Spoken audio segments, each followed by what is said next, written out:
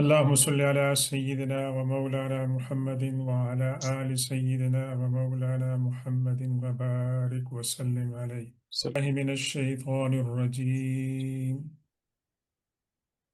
بسم الله الرحمن الرحيم ألم تر إلى الملأ من بني إسرائيل من بعد موسى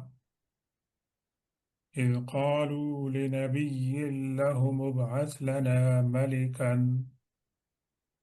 نقاتل في سبيل الله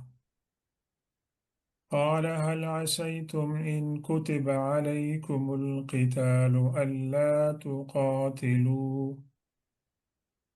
قالوا وما لنا ألا نقاتل في سبيل الله وقد أخرجنا من ديارنا وأبنائنا فلما كتب عليهم القتال تولوا إلا قليلا منهم والله عليم بالظالمين وقال لهم نبيهم إن الله قد بعث لكم طالوت ملكا قالوا أنى يكون له الملك علينا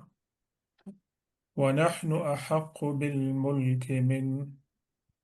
ولم يؤت سعة من المال قال إن الله استفاه عليكم وزاده بسطة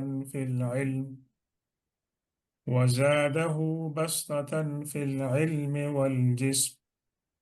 والله يؤتي ملكه من يشاء والله واسع عليم وقال لهم نبيهم إن آية ملكه أن يأتيكم التابوت فيه سكينة من ربكم وبقية مما ترك آل موسى وآل هارون تحمله الملائكة إن في ذلك لآية لكم إن كنتم مؤمنين صدق الله مولانا العظيم وبلغنا رسوله النبي الأمي الأمين الكريم ونحن على ذلك لمن الشاهدين والشاكرين والحمد لله رب العالمين السلام علیکم ورحمۃ اللہ تعالی وبرکاتہ۔ ہمارا آج کا درس سورہ بقرہ کی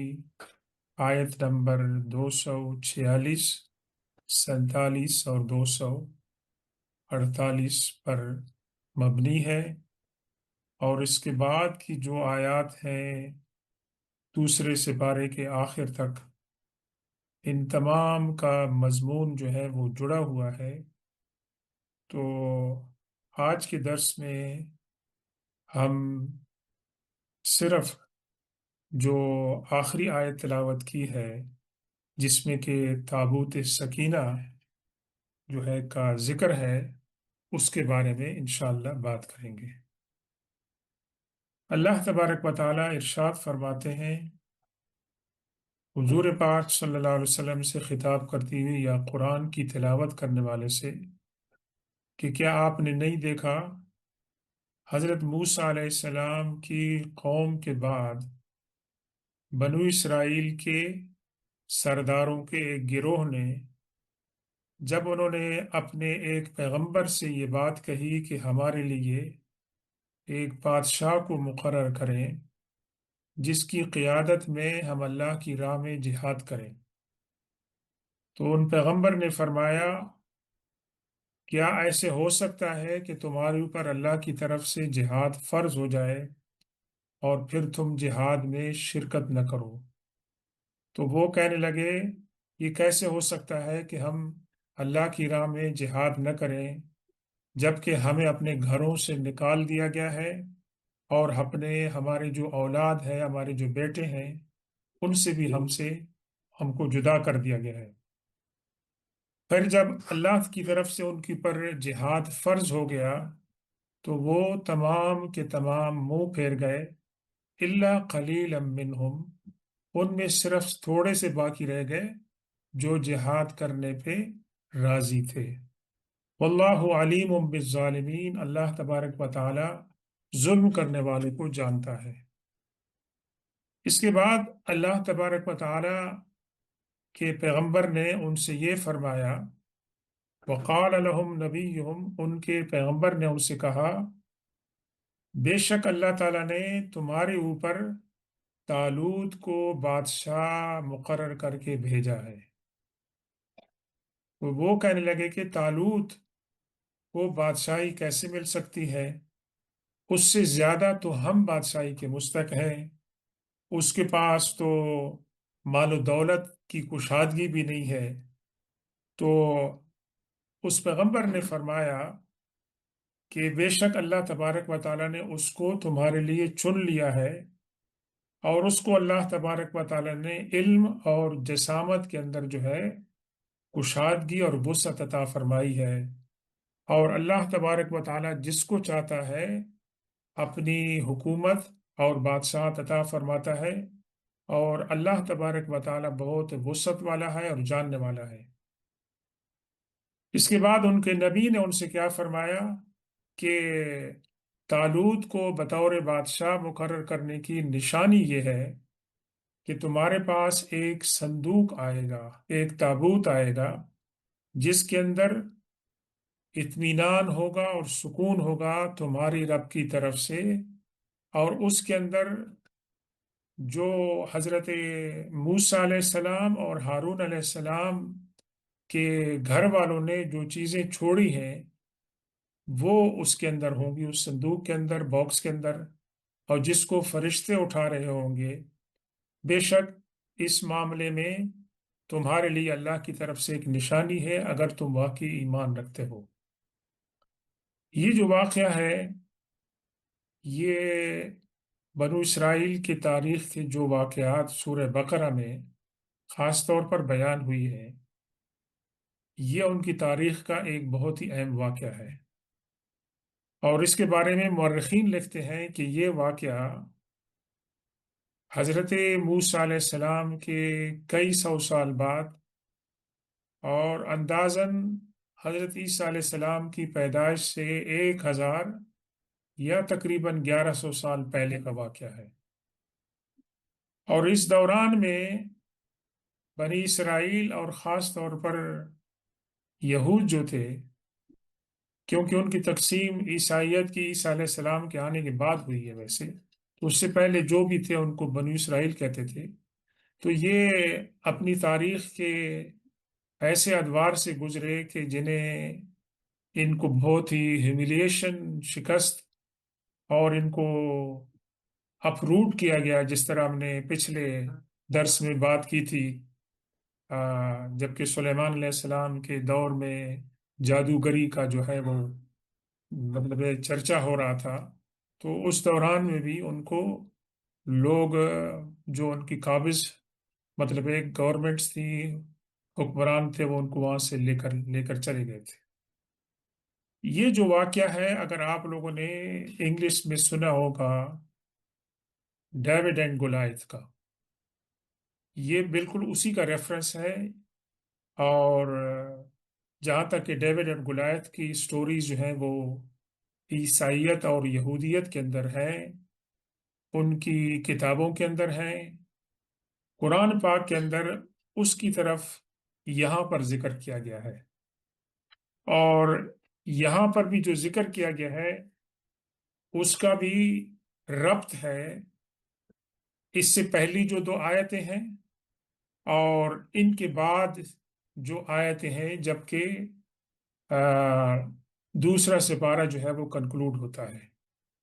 تو سب سے پہلے ہم غور کریں لفظ تابوت پر۔ لفظ تابوت کو ہم اردو میں تو کفن کے لیے استعمال کرتے ہیں، مردے کو جب ہم جنازے میں ڈالتے ہیں تو اس کے لیے تابوت کا لفظ استعمال کرتے ہیں، لیکن عربی زبان میں اس کو صندوق کے لیے استعمال کرتے ہیں، باکس کے لیے۔ اور یہ قرآن پاک کے اندر دو مقامات پر اس کا ذکر ہے۔ ایک تو سورہ طٰہٰ کے اندر ہے حضرت موسیٰ علیہ السلام کے سلسلے میں، اور وہ ہے آیت نمبر 39، کہ جب اللہ تبارک و تعالیٰ فرماتے ہیں کہ ہم نے حضرت موسیٰ علیہ السلام کی امی کو، والدہ کو وحی کی کہ آپ اس بچے کو، حضرت موسیٰ علیہ السلام کو، ایک باکس میں ڈال کے اور آپ اس کو سمندر میں ڈال دیں،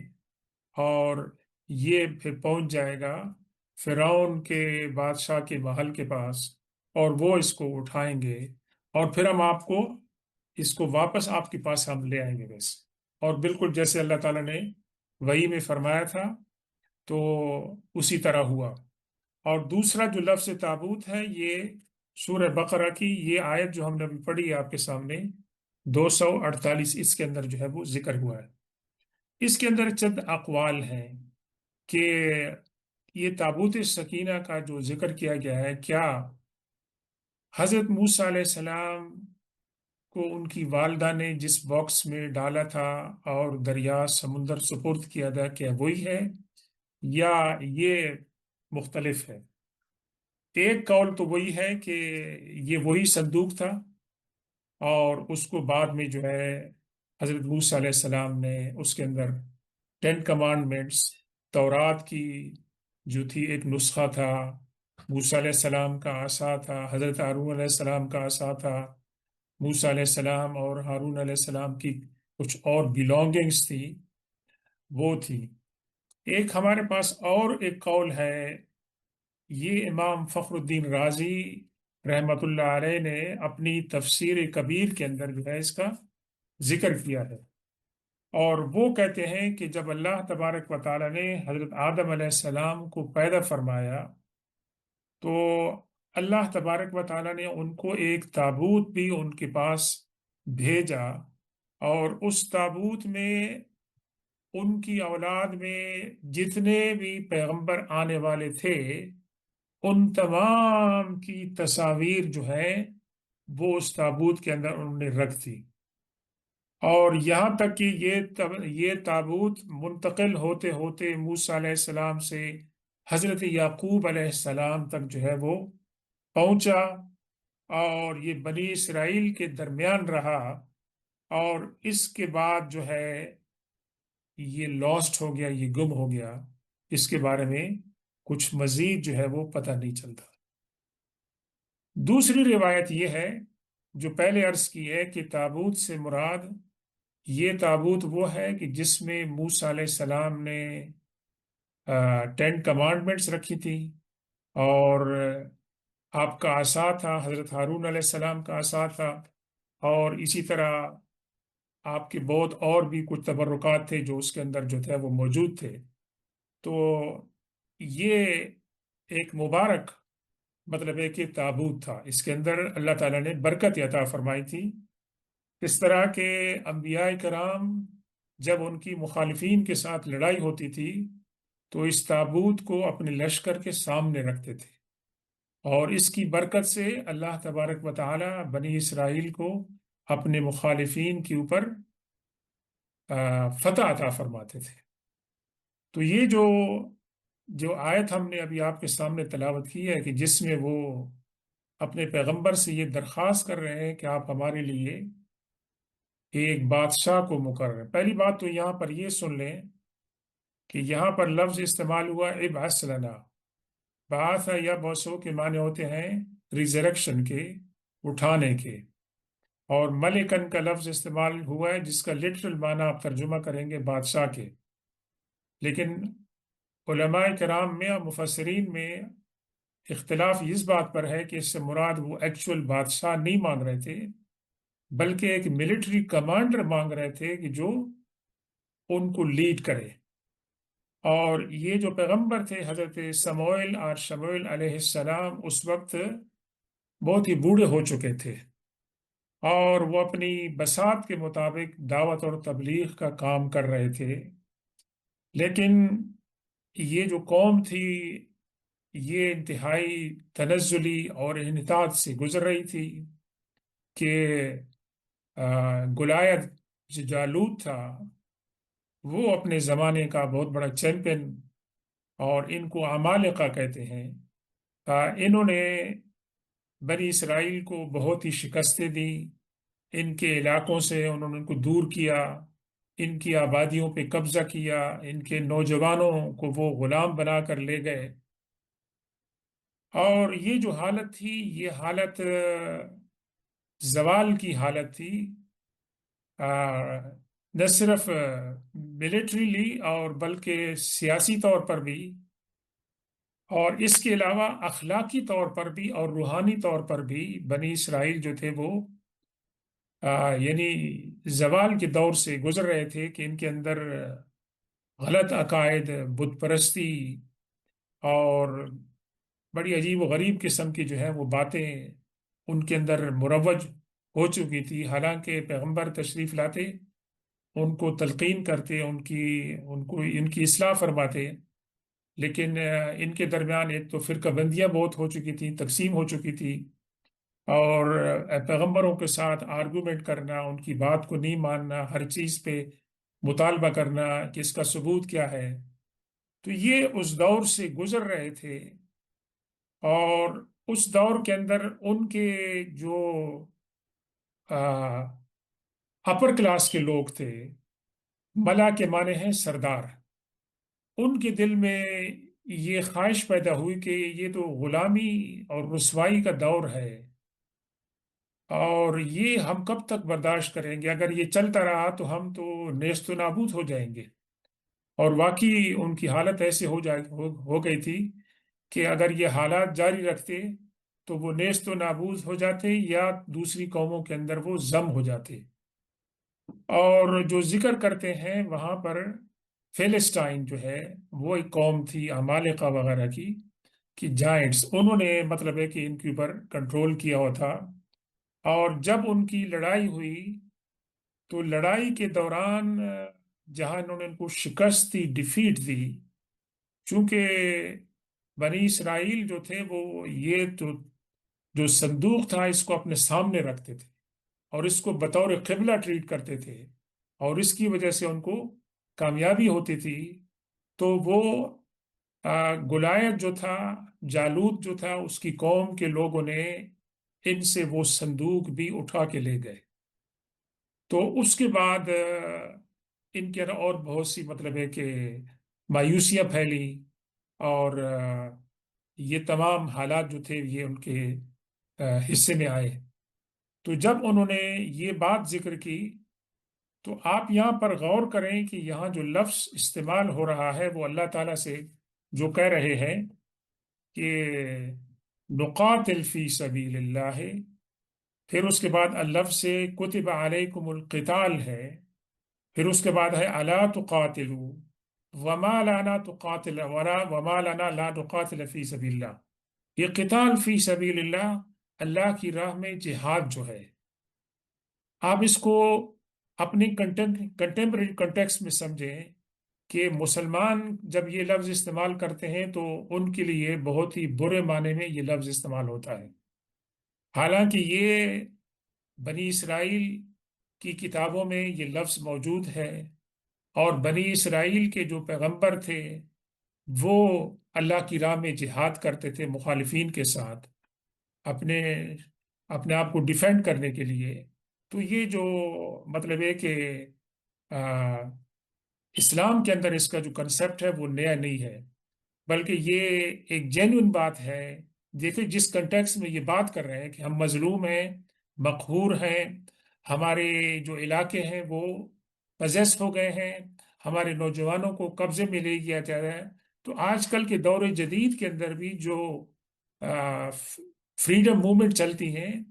ان کو آزادی ہوتی ہے کہ وہ اپنے آپ کو ڈیفینڈ کریں، اور اپنی جو ان کی حکومت ہے، ان کی جو سلطنت ہے، ان کا جو ملک ہے، اس کو ریسٹور کرنے کے لیے بھی جو جائز ذرائع ہیں وہ ان کو استعمال کریں۔ تیسری بات آپ یہاں پر غور سے دیکھیں کہ اس سے پہلے کی جو دو آیتیں ہیں جہاں سے یہ قصہ شروع ہوتا ہے، اس سے پہلے کی ایک 200 44 اور 245 میں، ان دونوں کے اندر اللہ تبارک و تعالی حکم دے رہا ہے مسلمانوں کو کہ اللہ کی راہ کے اندر جہاد کرو۔ اللہ تبارک و تعالی سننے اور جاننے والا ہے۔ اور اس کے بعد کی جو آیت ہے، من ذا الذی یقرض اللہ قرضا حسنا، اللہ تبارک و تعالی اللہ کی راہ میں قرض حسنا کی ترغیب دے رہے ہیں۔ تو یہ آیت جو ہم آج پڑھ رہے ہیں، اس کو آپ اس کے ساتھ ڈیٹیچ نہیں کریں، اس کے ساتھ اٹیچ کریں کہ واقعہ تو بیان ہو رہا ہے بنو اسرائیل کا اور ان کے تابوت سکینہ کا، لیکن اس سے مسلمانوں کو بھی خطاب کیا جا رہا ہے، خاص طور پر وہ مسلمان جو حضور پاک صلی اللہ علیہ وسلم کے زمانے میں تھے اور مدینے میں یہ جو آیات نازل ہوئی ہیں۔ ایک تو بنی اسرائیل کی تاریخ بتانی تھی، اور دوسرا ان کو یہ بتانا تھا کہ مسلمان بنی اسرائیل کی تاریخ سے سبق حاصل کریں، اور تیسرا یہ ہے کہ بھی وہ چیزیں وہ کس طرح اپنے اسوہ حسنہ میں ان کو امپلیمنٹ کر سکتے ہیں۔ تو جب اللہ تبارک و تعالیٰ کی خدمت میں یہ مسئلہ پیش ہوا، پہلے تو اس پیغمبر نے ان کو آزمایا کہ تم یہ جو بات کہہ رہے ہو، کیونکہ جوش میں تو جذبات میں لوگ بہت کہہ جاتے ہیں کہ جیسے آج کل بھی ہمارے یہاں کروڑوں مسلمان کہیں گے جی ہم فلسطین کی آزادی کے لیے جان دینے کے لیے تو قربان ہے، لیکن ایکچول کتنے لوگ ہوں گے جو وہاں تیار ہوں گے جانے کے لیے؟ تو پیغمبر نے پوچھا کہ کیا ایسے ہو سکتا ہے کہ اللہ کی طرف سے جہاد فرض ہو جائے اور پھر تم جو ہے جہاد میں حصہ نہ لو؟ تو انہوں نے کہا نہیں، ایسی بات نہیں ہے، یہ کیسے ہو سکتا ہے کہ ہم جہاد میں حصہ نہ لیں اور ہمارے جو ہے علاقے جو ہیں ان پر قبضہ کیا گیا ہے، ہمارے بیٹوں کو جو ہے نا انہوں نے ساتھ لے گئے ہیں۔ تو پیغمبر صلی اللہ علیہ وسلم نے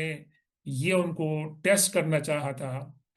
جس کے جواب میں انہوں نے یہ کہا کہ نہیں، ہم تو جاں فشانی سے لڑیں گے۔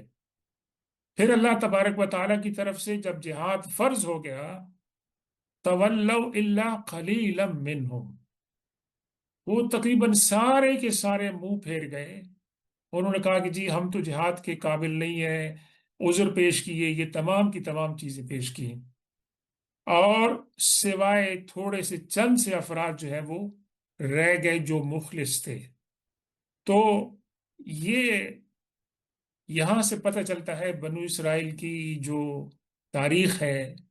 انبیاء کرام کے ساتھ، اللہ تبارک و تعالیٰ کے ساتھ، کہ وہ کس طرح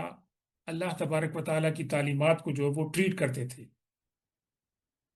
تو جب اللہ تبارک و تعالیٰ کی طرف سے یہ حکم آ گیا،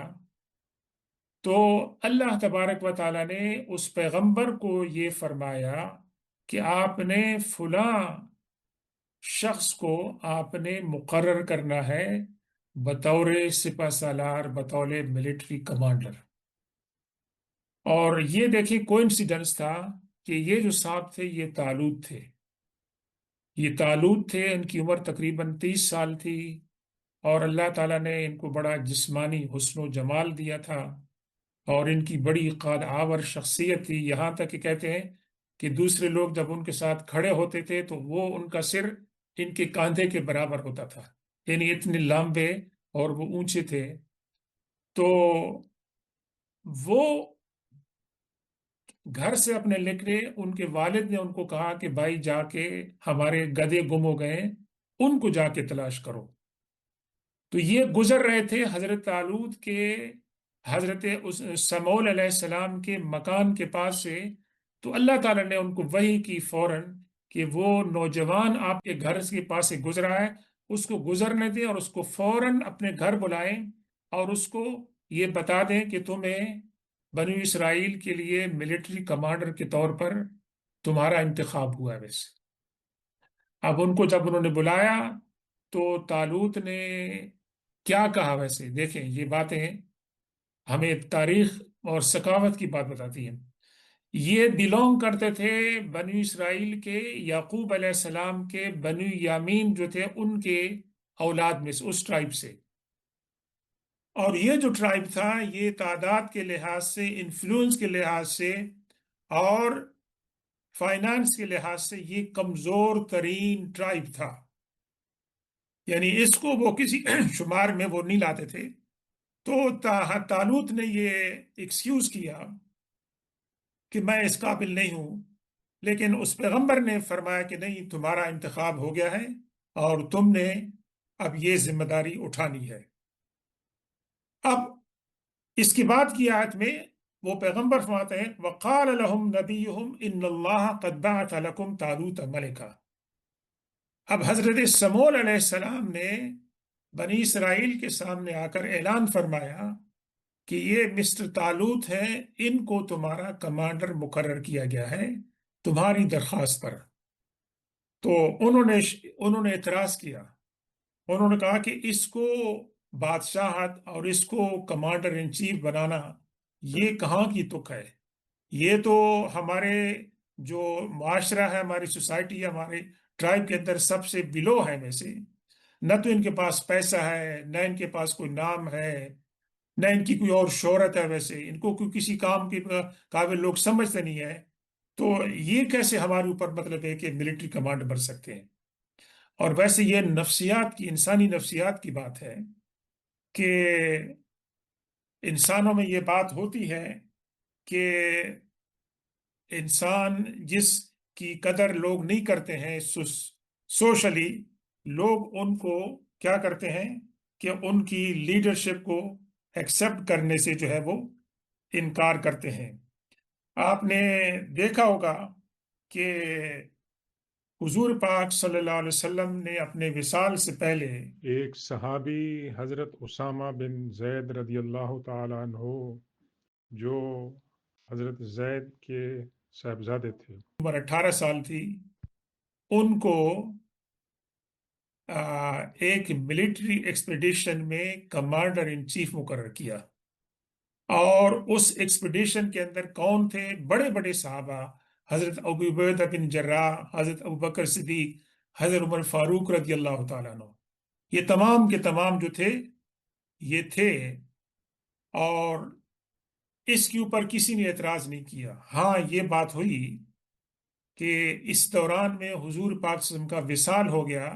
تو کچھ دن کے لیے ڈیلے ہو گیا، اور کچھ لوگوں نے تھوڑا سا مشورہ دیا کہ جی اس کے معاملے میں کچھ اور کیا جائے. لیکن حضرت ابوبکر صدیق رضی اللہ تعالیٰ نے فرمایا کہ جو کام اللہ کے رسول نے کیا تھا میں اس کو چینج نہیں کرتا ہوں. تو جناب ان کی قیادت میں اس لشکر نے جا کے لڑائی کی، اور ان کو اللہ تبارک و تعالیٰ نے فتح عطا فرمائی. تو یہ ہو سکتا تھا کہ وہ کم عمر تھے، 18 سال کی عمر تھی، اور ان کے اوپر بڑے بڑے صحابہ کرام جو ہے اعتراض کرتے، لیکن کسی نے ان کے اوپر اعتراض نہیں کیا. تو یہاں پر اعتراض ہو رہا ہے حضرت طالوت کی جو سوشل سٹیٹس ہے اس کے اوپر، کہ بھئی ان کو بادشاہ بنانا یہ کہاں کی تک بنتی ہے. تو یہ انہوں نے اعتراض کیا. اس کے جواب میں ان کے پیغمبر نے کیا فرمایا؟ قال ان اللہ اصطفاہ علیکم زادہ بسطتا فی العلم والجسم. پیغمبر نے فرمایا کہ ان کا جو انتخاب ہے وہ میں نے یا کسی اور نے نہیں کیا ہے، ان کا انتخاب اللہ نے کیا ویسے. اور دوسری بات یہ ہے کہ اللہ تعالیٰ نے ان کو علم بھی دی ہے، سکلز بھی دی ہے، اور اللہ تعالیٰ نے ان کو جسمانی قوت بھی عطا فرمائی ہے.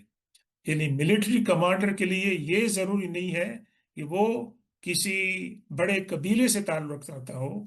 ملٹری کمانڈر کے لیے یہ ضروری ہے کہ اس کے پاس نالج ہو، سکل ہو اس کے پاس، اور جسمانی طور پر وہ بہادر ہو. تو وہ چیز ہونی چاہیے، اور یہ دونوں چیزیں اللہ تعالیٰ نے ان کو عطا فرمائی ہے. تو دیکھیے یہ اللہ تبارک و تعالیٰ فرماتا ہے قرآن پاک میں کہ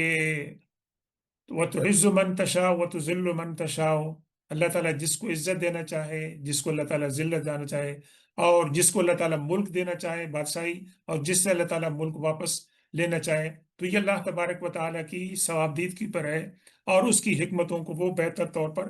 سمجھتا ہے. اور پھر انہوں نے فرمایا کہ اللہ تعالیٰ جس کو بھی بادشاہی دینا چاہے